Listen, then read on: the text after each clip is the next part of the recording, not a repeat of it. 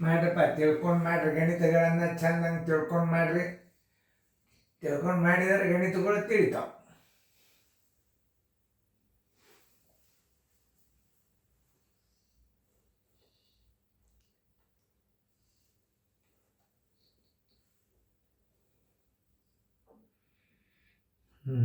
ಮಾಡೋದಾತಂದ್ರೆ ಬಂದು ತಿಳಿಸ್ತದ ನೋಡ್ರಿ, ಲಕ್ಷ ಕೊಟ್ಟು ನೋಡ್ರಿ.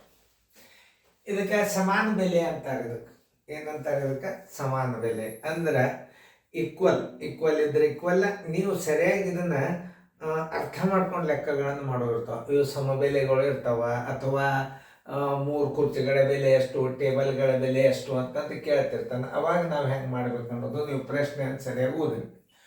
10 ಕುರ್ಚಿಗಳ ಬೆಲೆಯು 6 ಟೇಬಲ್ಗಳ ಬೆಲೆಗೆ ಸಮವಾಗಿದೆ.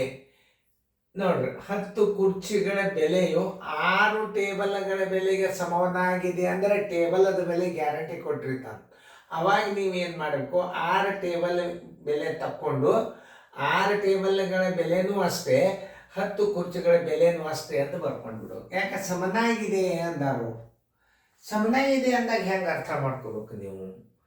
ಎದಕ್ಕೆ ಸಮ ಕೊಟ್ಟಿರ್ತಾನಲ್ಲ ಆ ವಸ್ತುವಿನ ಬೆಲೆ ಕೊಟ್ಟಿರ್ತಾನ. ಒಂದು ಉದಾಹರಣೆ ಹೇಳ್ಬೇಕಾದ್ರೆ, 10 ಕುರ್ಚಿಗಳ ಬೆಲೆಯು 6 ಟೇಬಲ್ಗಳ ಬೆಲೆಗೆ ಸಮನಾಗಿದೆ. ಟೇಬಲ್ ಬೆಲೆ ಕೊಡಬೇಕು. 10 ಟೇಬಲ್ಗಳ ಬೆಲೆಯು 6 ಕುರ್ಚಿಗಳ ಬೆಲೆಗೆ ಸಮನಾಗಿದೆ ಅಂದ್ರೆ ಅವ ಕುರ್ಚಿಗಳ ಬೆಲೆ ಕೊಡಬೇಕು. ಎದಕ್ಕೆ ಹೋಲಿಕೆ ಮಾಡ್ತಾನಲ್ಲ ಅದರ ಬೆಲೆ ಕೊಟ್ಟಿರ್ತಾನೆ. ಅದು ಎಷ್ಟು ಅನ್ನೋದು ಸರಿಯಾಗಿ ತಿಳ್ಕೊಂಡ್ರೆ ನಿಮ್ಗೆ ಉತ್ತರ ಬಂದ್ಬಿಡ್ತದೆ. ಈಗ ಏನು ಹೇಳ್ಯಾನವ, 10 ಕುರ್ಚಿಗಳ ಬೆಲೆಯು 6 ಟೇಬಲ್ಗಳ ಬೆಲೆಗೆ ಸಮನಾಗಿದೆ. ಒಂದು ಟೇಬಲ್ದ ಬೆಲೆ 400 ರೂಪಾಯಿ ಆದರೆ ಈಗ ನೀವು ತಗೋಬೇಕಾದದ್ದು 6 ಟೇಬಲ್ಗಳ ಬೆಲೆ. 6 ಟೇಬಲ್ಗಳ ಬೆಲೆ 6 ಟೇಬಲ್ಗಳ ಬೆಲೆ ಬರೋಬ್ಬರಿ ಎಷ್ಟು? 6 400. ಒಂದು ಟೇಬಲ್ ಬೆಲೆ ಎಷ್ಟು? 6 4 2400 ರೂಪಾಯಿ ಆಯ್ತು. ನೋಡ್ರಿ, 6 ಟೇಬಲ್ಗಳ ಬೆಲೆ 2400 ಆದ್ರೆ 10 ಕುರ್ಚಿನೂ ಅದೇ 6 ಟೇಬಲ್ ತಗೋಬೇಕು. ಒಂದು ಇಲ್ಲಿಗೆ 10 ಕುರ್ಚಿ ತಗೋಬೇಕು. ಅವಾಗ ನೀವೇನು ಮಾಡಬೇಕು, 10 ಕುರ್ಚಿಗಳ ಬೆಲೆಯು ಸಹಿತ ಅಷ್ಟೇ ಬರ್ಕೊಂಡು ಬಿಡಬೇಕು. ಸಮನಾಗಿದೆ ಅಂದರೆ ಏನು ಬರ್ಕೋಬೇಕು? 10 ಕುರ್ಚಿಗಳ ಬೆಲೆಯು 10 ಕುರ್ಚಿಗಳ ಬೆಲೆ = 2400 ರೂಪಾಯಿ. ನೋಡಿ, ಎರಡು ಈಕ್ವಲ್ ಆಗ್ತೀವಿ. ಯಾಕೆ ಸಮನಾಗಿದೆ ಅಂದ್ರೆ ನೀವು ಈಕ್ವಲ್ ಹಚ್ಕೊಂಡು ಬಿಡಬೇಕು. ಮುಂದೆ ಪ್ರಶ್ನೆ ಏನದ ನೋಡ್ರಿ, 10 ಕುರ್ಚಿಗಳ ಬೆಲೆ, 3 ಟೇಬಲ್ಗಳ ಬೆಲೆ. ಒಂದು ಟೇಬಲ್ ಬೆಲೆ ಕೊಟ್ಟನಲ್ಲ, 3 4 12. ಈಗೇನು ಮಾಡ್ಬೇಕು? ಒಟ್ಟು ಬೆಲೆ ಬರೋಬ್ಬರಿ ಏನ್ ಮಾಡಬೇಕು? 10 ಕುರ್ಚಿಗಳ ಬೆಲೆ ಸಮನಾಗಿದೆ ಅಂದರೆ ಎಷ್ಟಾಯ್ತು? ಈಗ ನಾವು ಮೊದಲು ಏನು ತಕ್ಕೋಬೇಕು? ಈಗ 3 ಟೇಬಲ್ಗಳ ಬೆಲೆ ತಕ್ಕೋಬೇಕು. ಎಷ್ಟು ಟೇಬಲ್ಗಳ ಬೆಲೆ ಹೇಳೇನೋ? 3 ಟೇಬಲ್ಗಳ ಬೆಲೆ ಹೇಳೇನಲ್ಲ, ಅದನ್ನು ತಕ್ಕೋರಿ. 10 ಕುರ್ಚಿಗಳ ಬೆಲೆ ಅಂತೂ ಬಂದದ. ಈಗ ನೀವು 3 ಟೇಬಲ್ಗಳ ಬೆಲೆ ತಕ್ಕೋಬೇಕು. ಯಾಕಂದ್ರೆ ನಾ ಡೈರೆಕ್ಟ್ ಗುಣಾಕಾರ ಮಾಡ್ಬೇಕಂತ ಮಾಡಿದ್ದೆ. ಮತ್ತೊಂದು ಸ್ಟೆಪ್ ಹೆಚ್ಚಿಗೆ ಕಲಿಸ್ತದೆ ನಾನು ನಿಮಗೆ. ನಾ ಡೈರೆಕ್ಟ್ ಮಾಡ್ಬೇಕಂತ ಮಾಡಿದ್ದೆ, ಅದನ್ನು ನಿಮಗೆ ಅರ್ಥ ಆಗೋದಿಲ್ಲ. ಅದಕ್ಕೆ ನಾ ಈಗ ತಿಳಿಸಿ ಹೇಳಿದೆ. ಈಗ ನೋಡಿ, 10 ಕುರ್ಚಿಗಳ ಬೆಲೆ 10 ಕುರ್ಚಿಗಳ ಮತ್ತು 3 ಟೇಬಲ್ಗಳ ಬೆಲೆ, ಟೇಬಲ್ಗಳ ಒಟ್ಟು ಬೆಲೆ ಅಂತ ಕೇಳ್ಯಾನ. ಈಗ 10 ಕುರ್ಚಿ ಬೆಲೆ ಅಂತೂ ಸಿಕ್ಕದ್ ನಮಗೆ.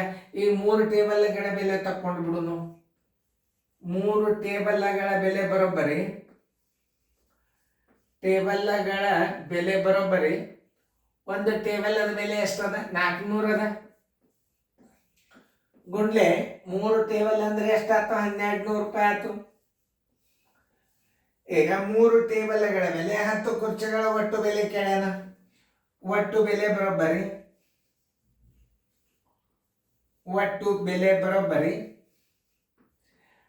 10 ಕುರ್ಚಿಗಳ ಬೆಲೆ 2400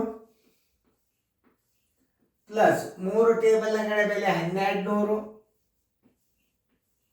ಒಟ್ಟು ಬೆಲೆ ಕೇಳ್ಯಾನಂದ್ರೆ ಏನಾಯ್ತು? 3600 ರೂಪಾಯಿ. 3600 ರೂಪಾಯಿ ಒಟ್ಟು ಬೆಲೆ ಆಯ್ತು. ನೋಡ್ರಿ ಪೂಜೆ 4 2 2. ಒಟ್ಟು ಬೆಲೆ ಬರೋಬ್ಬರಿ ಆನ್ಸರ್. ಒಟ್ಟು ಬೆಲೆ ಬರೋಬ್ಬರಿ 3600 ರೂಪಾಯಿ. ಉತ್ತರ ಸಂಖ್ಯೆ ಎಲ್ಲಿದೆ ನೋಡ್ರಿ, 3600. ಉತ್ತರ ಸಂಖ್ಯೆ ಎ. ನೋಡ್ರಿ ಇಂಥವೆಲ್ಲ ಲಾಭಾಂಶ ಲೆಕ್ಕಗಳನ್ನು ನೀವು ತಿಳ್ಕೊಂಡ್ಬಿಟ್ರೆ ನಾನು ನಿಮಗೆ ಇವು ಬ್ಯಾಂಕಿನ ಪರೀಕ್ಷೆದ ಸಹಿತ ಹಾಕ್ಯಾರ. ಈಗ ಒಂದು ಉದಾಹರಣೆ ಕೊಟ್ಟು ಅದನ್ನು ನೀವು ಮಾಡಿ, ಭಾಳ ಸರಳಾಗಿ ಮಾಡಿಬಿಡ್ರಿ, ನೀವು ಏನು ಭಾಳ ಬೆರಿ ಇಲ್ಲ. ಹೊಡೆದಾತರ ವಿಡಿಯೋ ಆನ್ ಮಾಡ್ರಿ. 5 ಕುರ್ಚಿಗಳ ಬೆಲೆಯು 3 ಮೇಜುಗಳ ಬೆಲೆಗೆ ಸಮ. ನೀವು ನೋಡ್ರಿ, ಅಲ್ಲಿ ಮೇಜಿನ ಬೆಲೆ ಕೊಡ್ಲೇಬೇಕವ.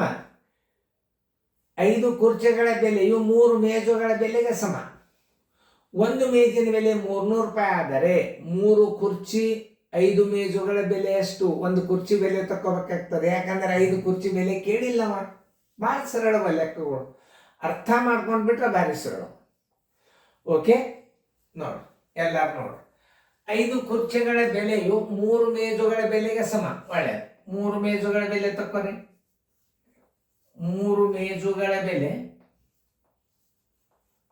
3 ಮೇಜುಗಳ ಬೆಲೆ 3 ಮೇಜುಗಳ ಬೆಲೆ 300 ರೂಪಾಯಿ. 3 ಮೇಜುಗಳ ಬೆಲೆ 300 ರೂಪಾಯಿ. ತಿಳಿತಾ? 3 ಮೇಜುಗಳಿವೆ. 3 ಅಂದ್ರೆ 3ಲೆ ಗುಣಾಕಾರ ಮಾಡಿಬಿಡ್ರಿ, ಎಷ್ಟಾಯ್ತು? 900 ರೂಪಾಯಿ ಆಯ್ತು. ಸಮ ಬೆಲೆ ಅದ ಅಂದ್ರೆ 900 ರೂಪಾಯಿಗೆ 5 ಕುರ್ಚಿ ಬೆಲೆ ಬರೋಬ್ಬರಿ ಎಷ್ಟಾಯ್ತು? 900 ರೂಪಾಯಿ ಆಯ್ತು. ಅವ್ರು ಕೇಳಿದ್ದೆಷ್ಟು? 3 ಕುರ್ಚಿ ಕೇಳ್ಯಾರ ಅವರು.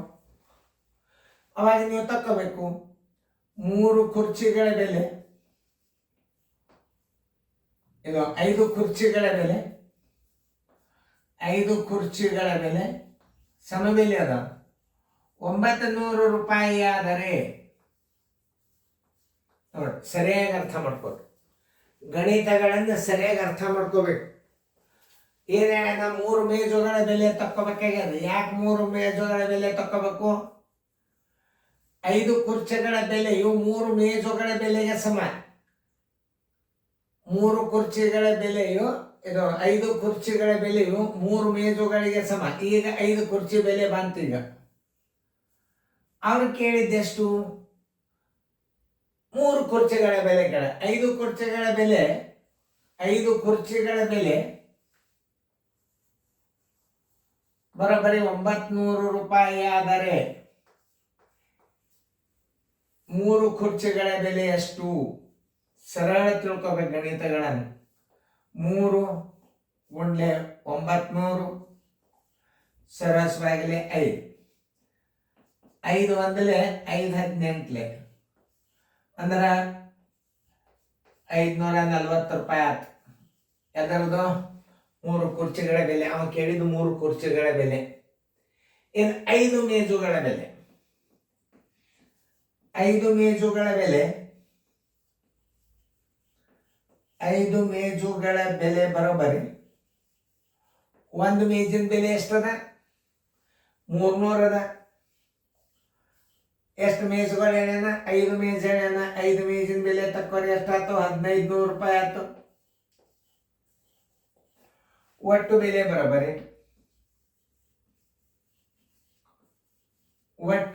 ಬರೋಬ್ಬರಿ ಎದರದು? 3 ಕುರ್ಚಿಗಳ ಬೆಲೆ ಎಷ್ಟು? 540 ಪ್ಲಸ್ 5 ಮೇಜುಗಳ ಬೆಲೆ 1500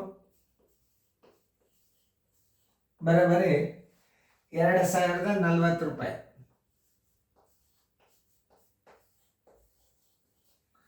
ಆನ್ಸರ್ ಇಸ್ ಈಕ್ವಲ್ ಟು 2040 ರೂಪಾಯಿ. 2040 ನೋಡ್ರಿ ಉತ್ತರ ಡಿ. ಇಲ್ಲೇ ಒಂದೇ ಸೇಮ್ ಬೆಲೆ ಕೇಳಿಲ್ಲ. ಈಗ ನೀವು ಅರ್ಥ ಮಾಡ್ಕೋಬೇಕು. ಈಗ ಇಲ್ಲೇ 3 ಕುರ್ಚಿಗಳ ಬೆಲೆ ಇದೇನಿದು? 3 ಕುರ್ಚಿಗಳ ಬೆಲೆ. ಇದನ್ನ ತಿಳ್ಕೊರಿ. 3 ಕುರ್ಚಿಗಳ ಬೆಲೆ ಬರೋಬ್ಬರಿ ಎಷ್ಟು? 540 ರೂಪಾಯಿ ಬಂದದ ಈಗ ನಿಮ್ಮ.